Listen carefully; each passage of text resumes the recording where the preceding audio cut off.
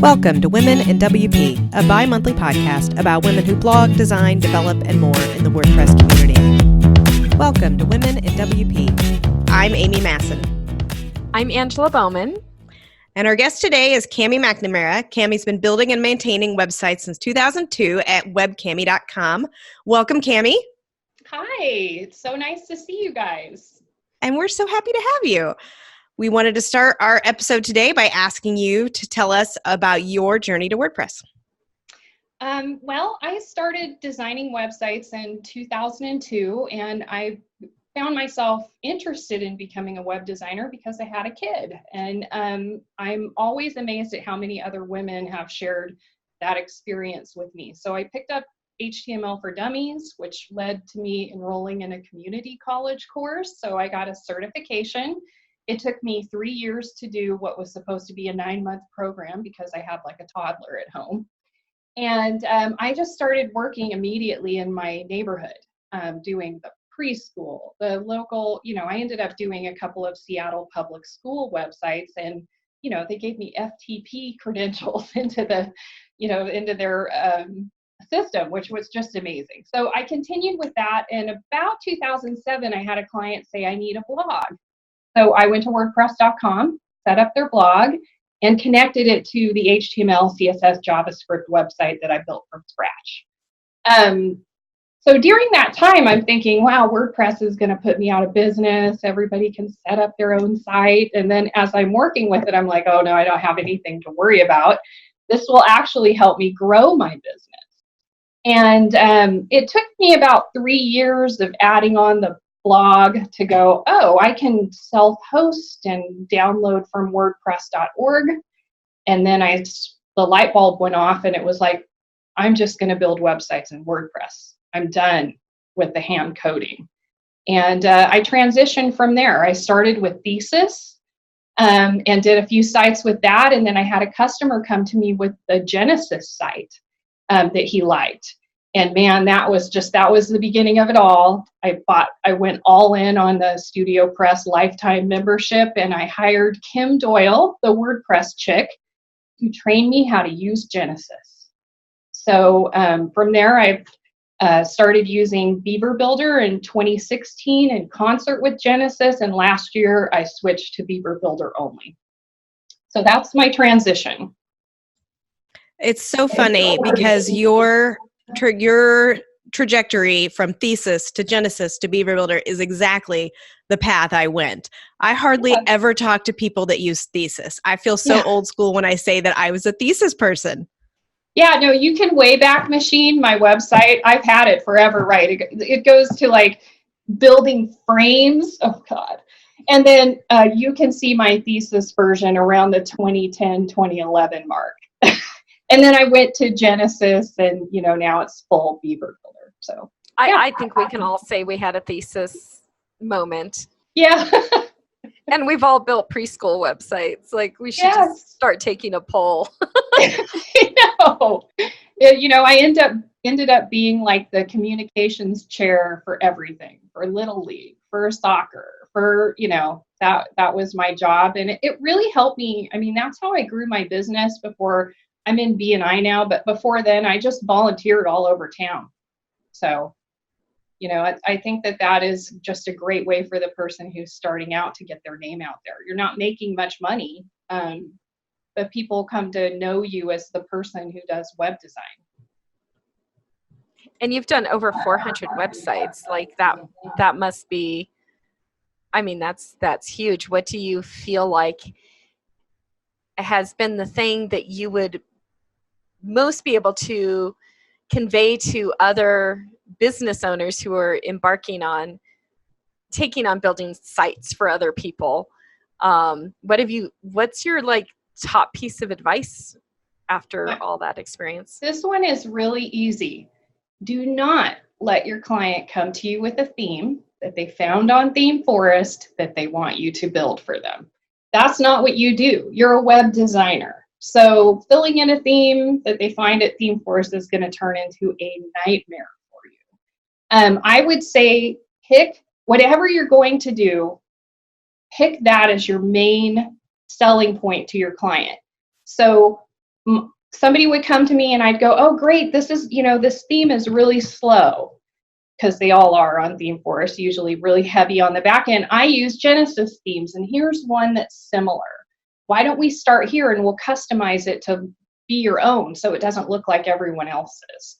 So I would just steer people to Genesis, and now I just steer them, like that's all I do. If they want a website that is not something that I'm building for them, then I just pass on the job. But if you streamline your process and you're only working with one system, you're going to be faster, better, you're going to be an expert at it, and it's going to make your life easier.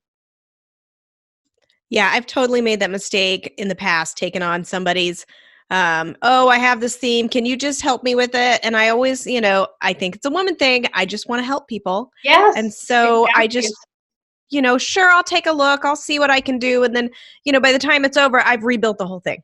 Right, because you figured out that the previous designer didn't use widgets and all the sidebar is hand coded in, right? Things like that. Or they did use widgets and I hate it. Oh yeah, either way, whichever your preference is, it's just not the way you would do it, and therefore you're spending hours that you didn't expect trying to figure it out. You decided to go with Beaver Builder. Were there any other builder tools that you tried out, and what sold you on Beaver Builder? I did about 5 sites on Divi.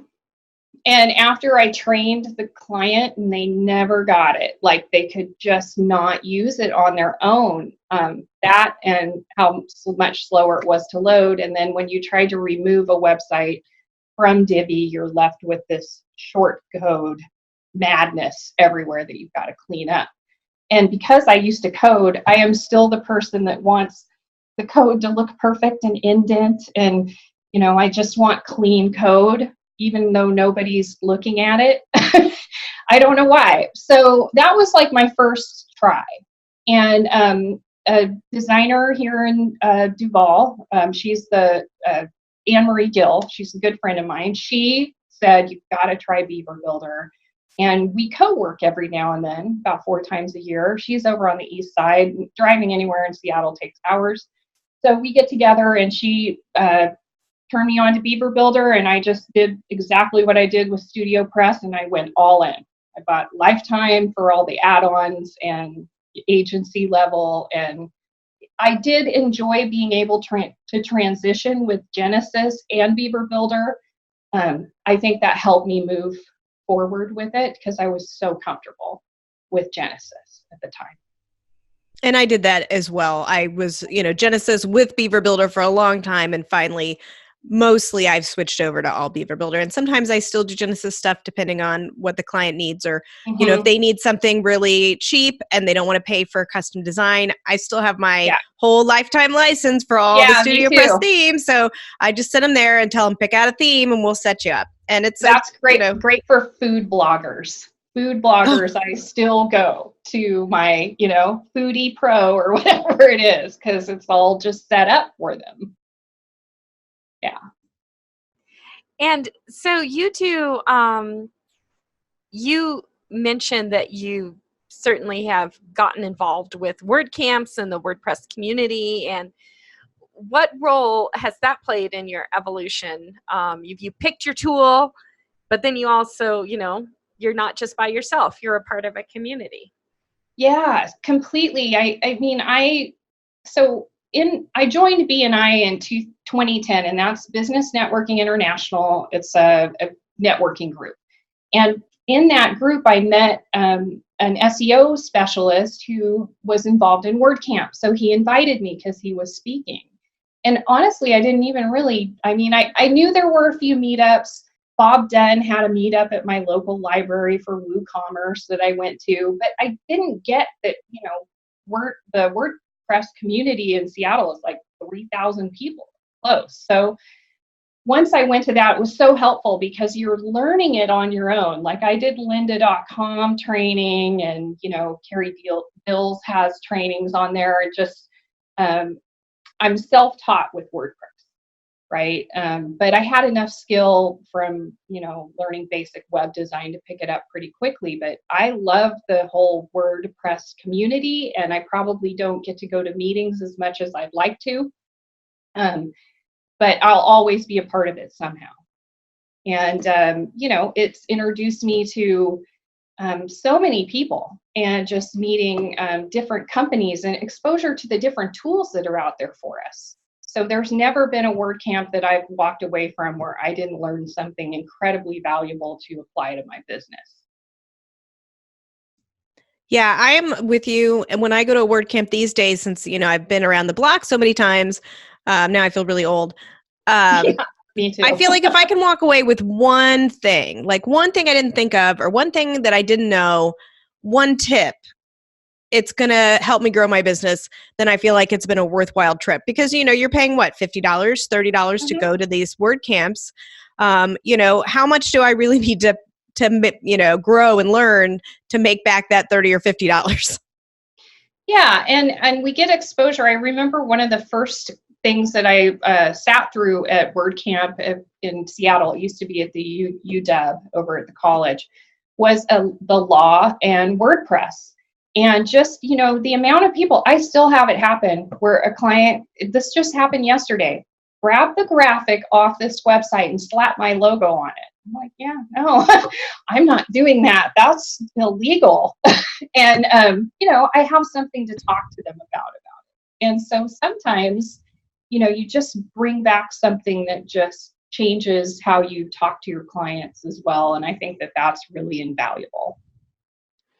I had a client send me copy that they had copied from somebody else's website that still had the links, the internal links within the site, and it was a lawyer. I'm not kidding.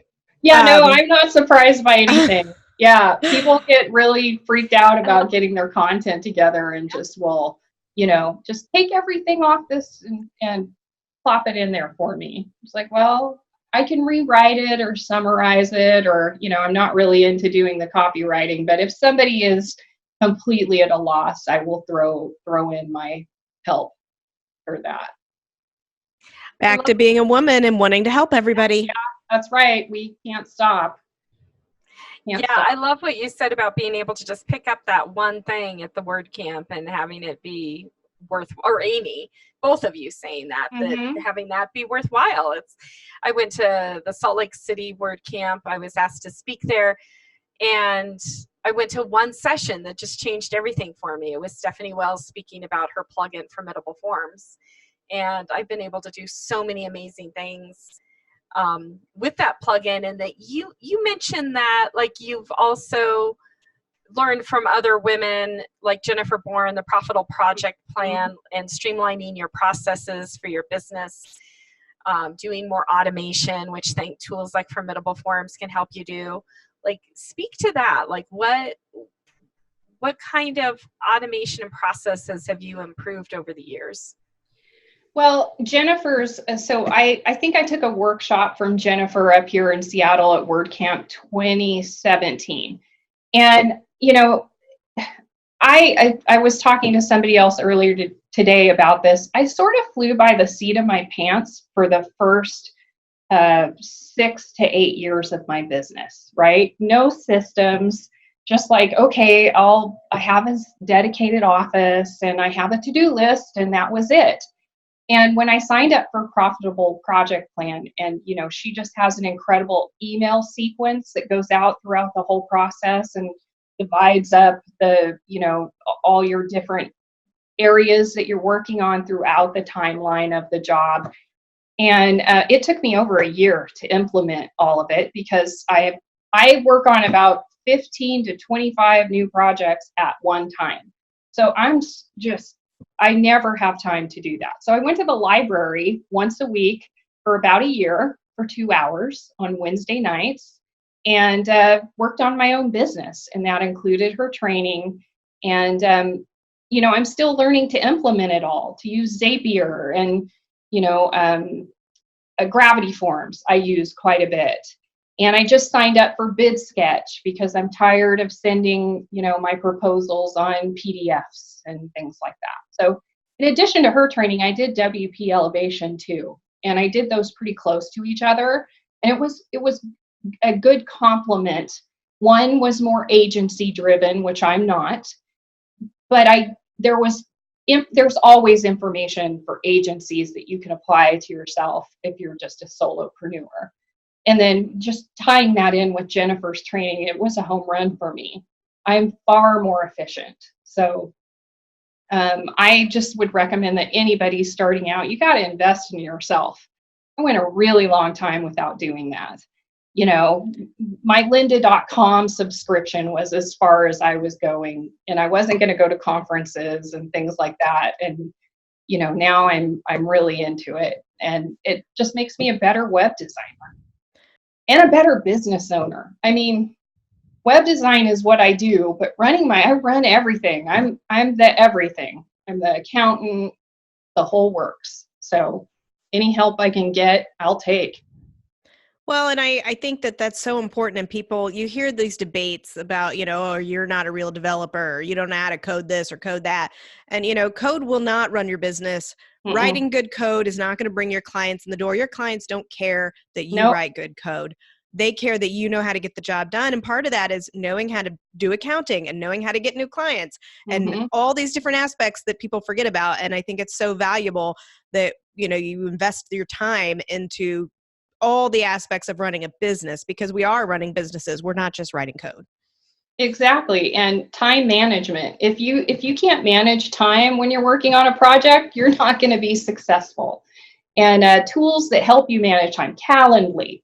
Like, I'll never forget, I was like at a co-working event in downtown Seattle, and a girl stood up, and I say girl, she was like 22. She's like, Calendly is the best thing in the whole world. And I'm like, oh my God, I love you. It changed my whole life that day.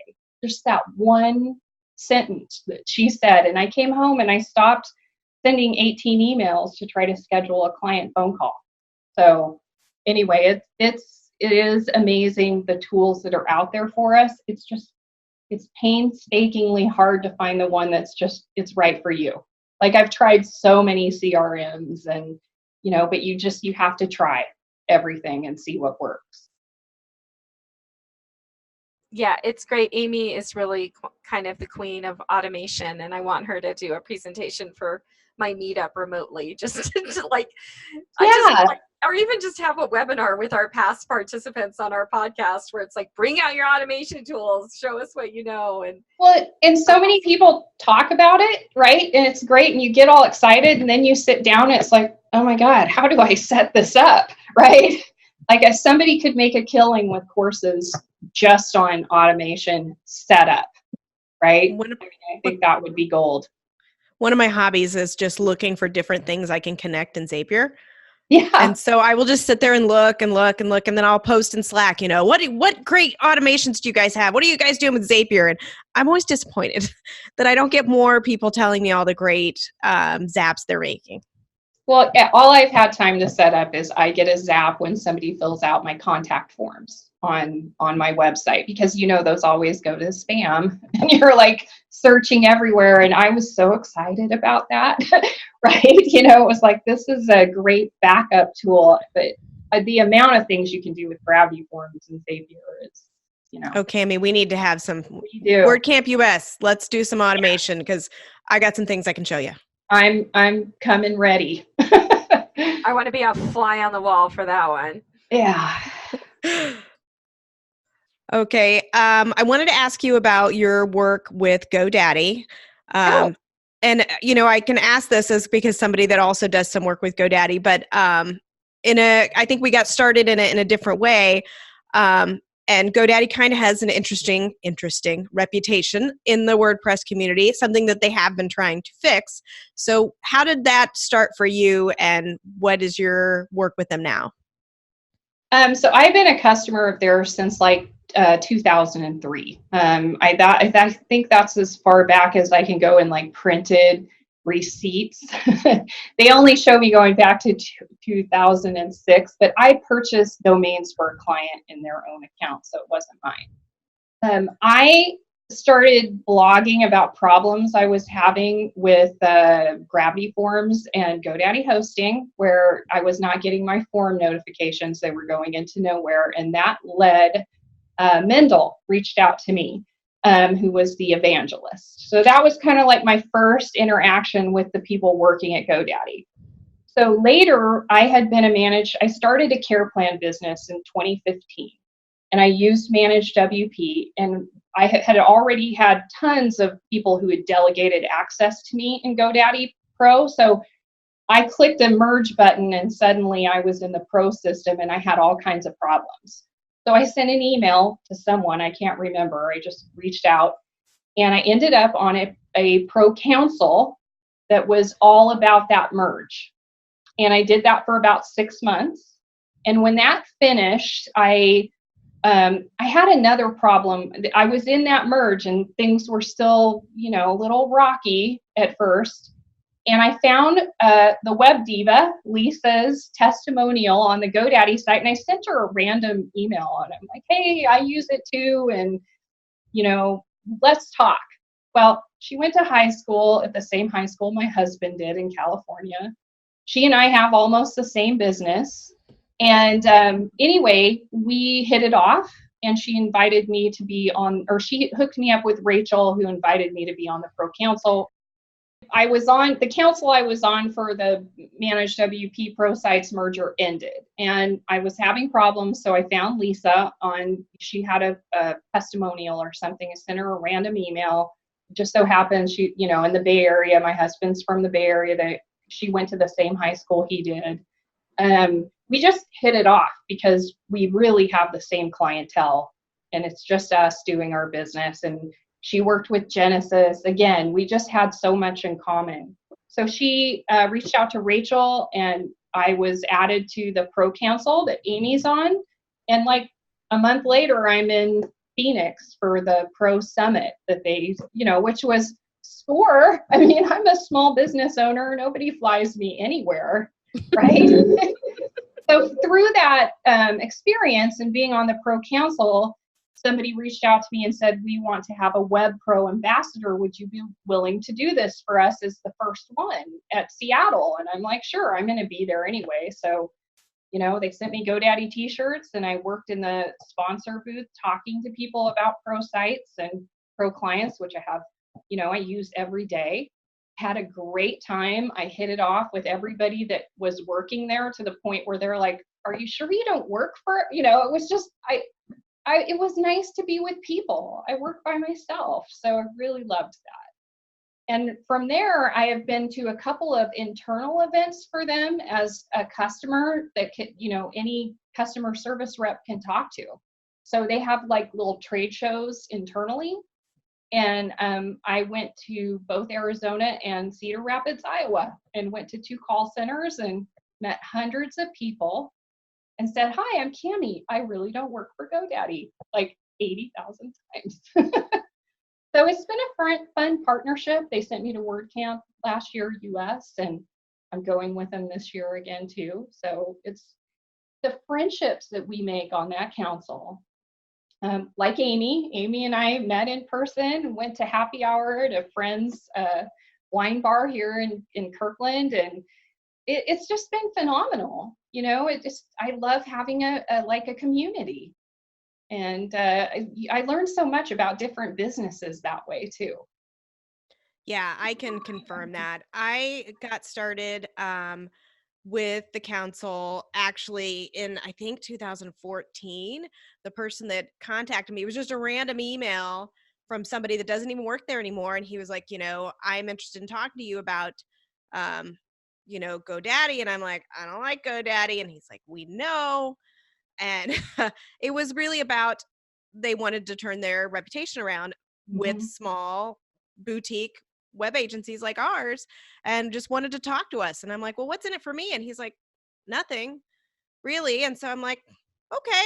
So I joined, and every 2 weeks, we did it for 6 months. It was every 2 weeks we got together, and I made some really good friendships. And what I can say is that I've met some really, really great people at GoDaddy, people that have supported me and been very very good friends. And while I may not always like their products 100%, I know that they're listening to our feedback, they're working to make them better, and I think they're valuing the information we're giving them. Yeah, I agree wholeheartedly. I've had ups and downs with them. There's certain areas that, aren't the best for my business, but they still could be good for somebody else, who am I to judge? But the tools that I use that are great, right? Like Pro Sites is great. Being able to access a client account in one place and get into all my clients' accounts, great, time saver. So, and my experience is the people that work there are fantastic. And I know every time I've worked with them, I just feel like part of the team, which that doesn't always happen. I worked in corporate retail. So my job before this was an allocation analyst at J. Jacobs and Eddie Bauer, and a different climate completely. Yes, it was nice, and I'm still friends with everybody, but people didn't walk around as happy as everybody is at GoDaddy. They're really like stoked to work for them. So that's a big plus. So yeah, I got to meet Adam Warner at WordCamp Denver this summer, and oh my gosh! And then another woman who was with him who was new, and I just loved hanging out with them. Like they were just fun people. Yeah. Yeah. I very warm. Yeah. At WordCamp US, I was the first person to get to the booth that morning because I was so excited. I never went to one talk at WordCamp US. I worked that booth the entire time. And it was because it was exhilarating. I was having a great time. They had like 30 people on their team there, and I got to meet so many interesting people at WordCamp. Everything from the agency owner to like the family of 3 that was blogging their RV trip across the United States, right? And then there was like an 80-something-year-old man who had 1,000 domains. I mean, you just don't get to experience that anywhere else. So this year I am hoping to make it to a talk or two. But yeah, I just, it's been a real highlight of my career to be able to connect with so many other people in the industry from other places. I don't feel so alone. Yeah, I would love to take a few minutes and think if we could just talk about the isolation of being an at-home employee or, a worker. I've been working at home since 2006. Before that, I was a stay-at-home mom, which is also very isolating. And I think, coming into, I didn't go to my first WordCamp till 2013. So I was really alone during all that time. And I think there are a lot of other people out there that are also, you feel that kind of loneliness of being alone and how getting involved in the community can really make a difference. Well, for me, everything I did revolved around my kid, right? And so all the jobs that I were getting were from, parents at Little League games or anything else. But I think that what people don't understand about running a home business is you can't run your home and run your business. You have to shut that off. You can't do laundry and clean the kitchen and you stay focused. Like I really come into my office and close the door. I talk to my dog a lot because he's here.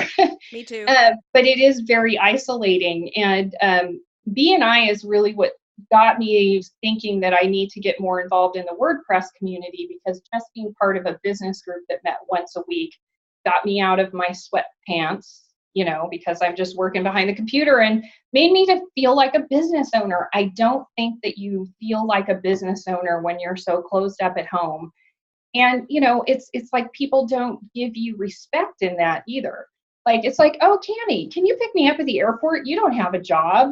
Well, yeah, no, I can't pick you. No, this is before Uber. People used to ask that. Oh yeah, and can you watch my kid for an hour while I go to an appointment? Can you pick them up from practice? It's in the middle of the day and I can't leave my job. And it's like, no, I have a job. I'm working my tail off every day at home. So I think it's so important for people to be in whatever community they're working in, right? And knowing that, the WordPress community is out there for meetups and you can get help from people. It's just so beneficial. I don't know that it's great for growing your business. Like I know a lot of people show up and they're like, I'm going to help the DIYer and they're going to hire me. I've never felt that way. I've always felt like I just wanted to show up to build a sense of community, and maybe I can help somebody else and learn something along the way. But I feel like the people that come to meetup that are there to really like drive business are going to be a little disappointed, because it's really more about community building, right, than anything else. Yeah, Yeah, I giving. feel that way too. Yeah, because I started leading the our local meetup group, and I had a small meetup group before that of professionals, and it was awesome. But the main meetup is a lot bigger, and I thought, God, this is a lot of work, to do a meetup. But it's been so fulfilling because we bring in outside people. We brought in the whole design team from Jetpack. We brought in the product manager from WooCommerce. We had SendGrid come in, like, just to be able to, even for me selfishly, like, to get speakers and people in that I want to learn from. But yeah, the community part is huge. I feel like there's just so much nurturing and caring. Yeah, and it's rewarding to give, right? I think a lot of people forget how rewarding it could be to help that person who just discovered WordPress, and we've been doing it for so long that you forget how exciting it is to get your logo in there right, right? And the DIY people, man, they need help. Right. And we have like a help desk that I volunteer at every now and then. That's probably one of the things I do most. They have a freelancer group that I went to that for a while to meet with other freelancers. And that was really useful too, because everybody's at different levels in their business. And, there's somebody above me that can help me, and there's somebody below me that I can help. So it's a huge plus. I'm so glad I picked WordPress and not Blogger. Right? Gosh. Or Joomla. Joomla, yeah, or Drupal, or anything, It just I went is. to a Drupal meetup once. Oh, really? Yeah, How was that? It was scary. Like, there's this group of people, and essentially I came away with realizing if you want to build a Drupal site, you've got to like have 15 people to work on it, because it's so complicated. And I'm like, I thought that was like the way to go. Like, they did user role management better, and different content types and stuff like that. And I'm like, if I really want to be a nerd, I should use Drupal. And I walked away. I'm like, yeah, no, that's not going to happen. Yeah. Well, and then the problem is that your clients can't use it either. So that's why I think most of us ended up on WordPress. But back to the community part, when the first few WordCamps I went to was all about learning, things I needed to run my business and figuring out how to run my business better. And now when I go back, it's all about, hanging out with my people. And it didn't used to be like that, because before I went to WordCamp, it was just Twitter. Twitter is where I had my friends. My nerd friends, and now I have my nerd friends at WordCamps, and so it's like a reunion every time, and I have so much fun, and I just can't wait till WordCamp US this year, which this episode's going to air after it, but still, I'm looking forward to it. Yeah, I can't wait. I was supposed to do another event for GoDaddy in August, and I broke my ankle, and I'm going to be in a boot about 2 weeks before WordCamp US. So it's more than just a trip for me. It's going to be some freedom, because I'm really homebound right now. And, I'm like counting the days. Well, I hope they're going to have a stool for you behind the booth and let you go sit down a little bit, because I know even if you'll be out of the boot, it's still probably going to be tough. I'm sure they'll take good care of me. I'm sure. I'm trying to figure out how I could incorporate the boot into a Halloween costume. I haven't quite figured it out yet. Oh, that's right. It's going to be Halloween. Yeah. I think on that topic of like connecting with our friends and our cohort when we're at the WordCamps, we always have to remember that there are those other people who haven't found those people yet. And to really reach out to anyone who looks alone or is sitting quietly on the sidelines, like, would you like to join us at our table or at lunch? Because we're so excited to maybe see each other and forget that it can be a very isolating experience even to try to participate in community. I didn't talk to anybody at my first WordCamp, just the people I went with. I didn't talk to anybody else until the very end of the second day. I was just terrified of exposing my ineptitude. So I didn't want to, talk to other people. So this is going to air after WordCamp US. So it's or else I would tell everybody, hey, come talk to me. So maybe I don't make a shirt or something that says talk to me. Yeah, well, thinking about it, they should honestly in the sponsors area have a first time booth and have people like us in it and have people that are brand new come up and just talk. Because there's, now that I've worked in the sponsor area, there is so much action going on in the sponsor area, people meeting and talking and sharing ideas that you don't get to do when you're in a session, because you're all learning from the session. But that could be Ask Me Anything booth or whatever. I mean, we'd have to have a bunch of different levels of users in there, but it could be cool. Well, they always have like that help desk. Yeah, and a women in WP booth. I love it. We should have the t-shirts.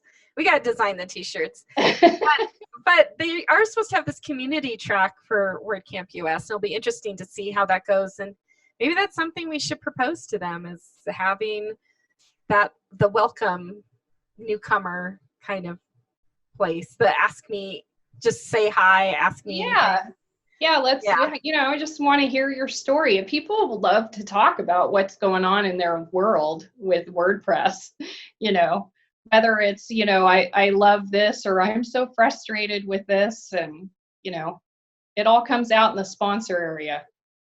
It's so great. Tracy interviewed like 11 women from 9 different countries at WordCamp Europe in 1 hour.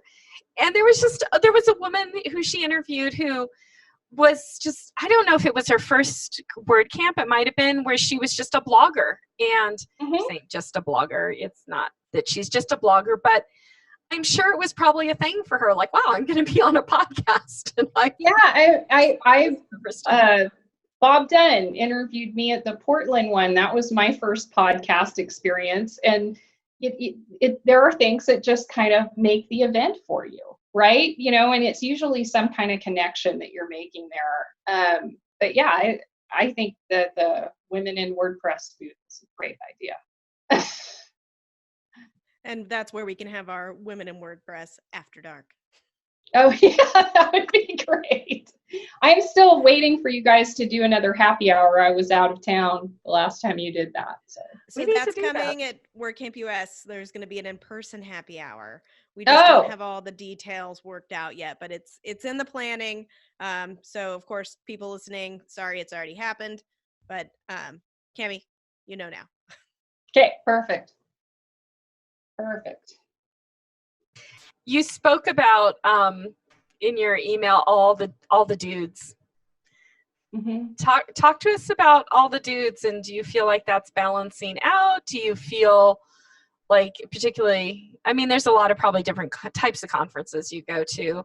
Right. Well, yeah, this goes back to working in the corporate retail setting. The IT department was all dudes. And I was an allocation analyst, so I was working with a database and all this stuff. And I remember the feeling of like, oh, you don't know what you're talking about, happening quite a bit.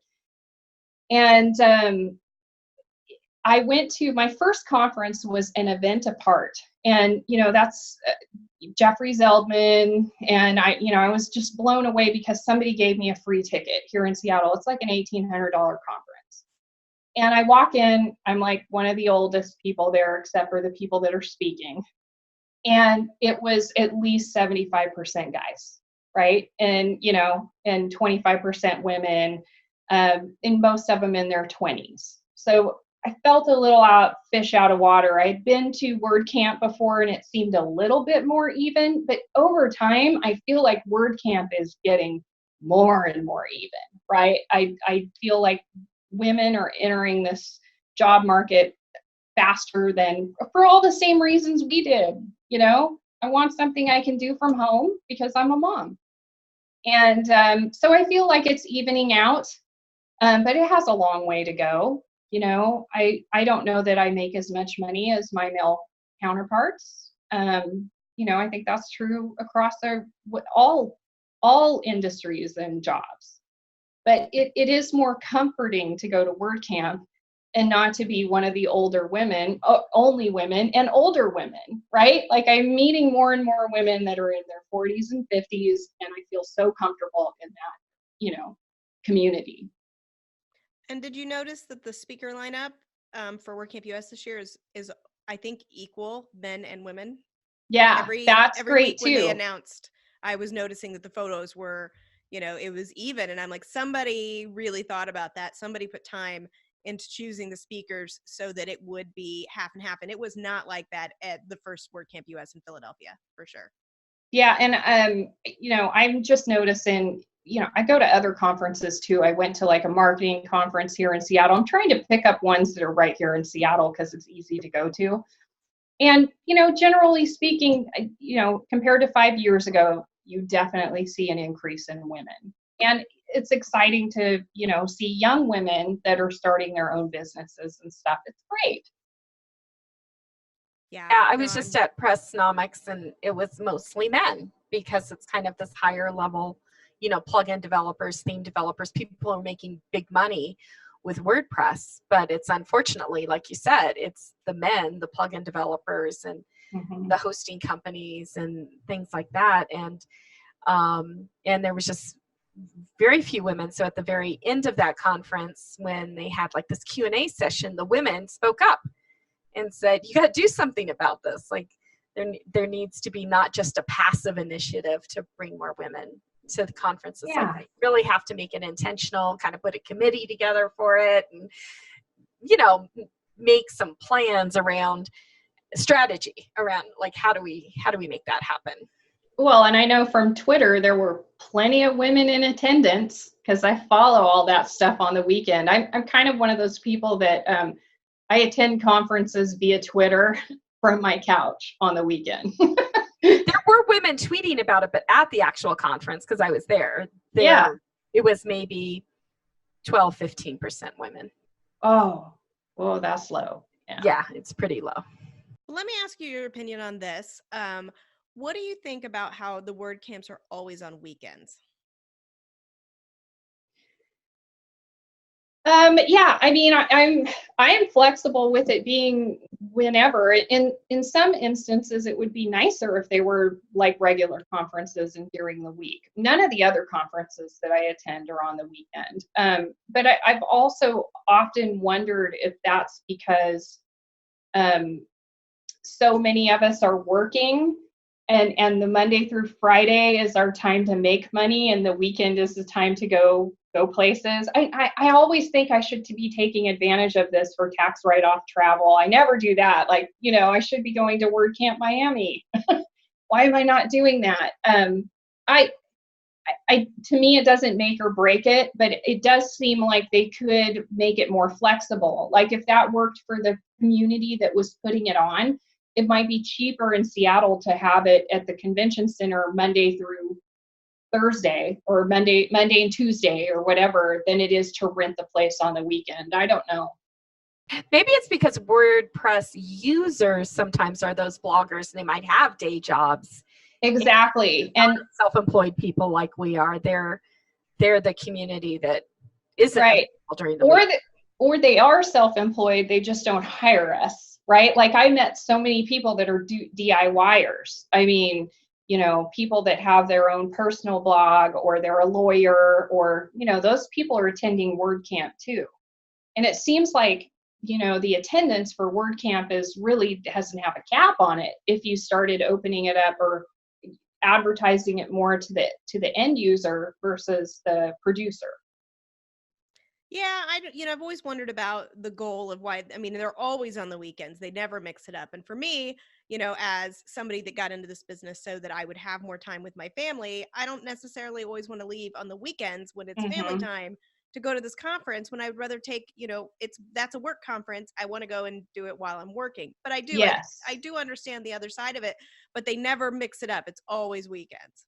Right. Yeah. And I've been on the leadership for running WordCamp briefly for a couple of months until I figured out it was going to be like 5 hours a week or something. I'm like, oh God, I'm sorry guys. But, they run the different communities through the same steps, right? And I just wonder if in there it says pick a weekend versus you can have it any day of the week. They may stipulate that. I think because you're right. It's never any other time. It's always on a weekend. Well, with that, before we go, it's been wonderful having you here today. Can you tell everybody where they can find you online? Sure. So my business website is webcami.com. I've owned it since like 2000.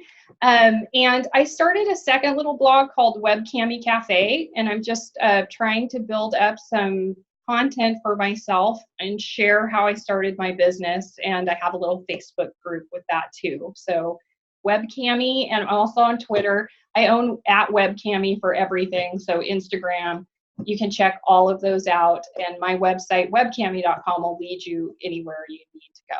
So it's been so great to talk to you, and how much we have in common. And yeah, I love the podcast. I am inspired every time I listen to it. And I'm just so happy that I was there from the beginning when Amy posted on Twitter, who thinks this is a good idea? Yeah, and I thought nobody would listen. I thought nobody was interested. All right. Well, thanks so much for being on. Yeah, thanks for having me. And I know this will air later, but I'll see you all at WordCamp US. And thank you for the opportunity. I'm just happy to be part of your community. Thank you for listening. Want to be on the show? Sign up on our website, womennwp.com. Be sure to follow us on Instagram and Twitter, and join our Facebook group. Subscribe so you never miss an episode. You can find us on Spotify, Stitcher, Google Play, and iTunes.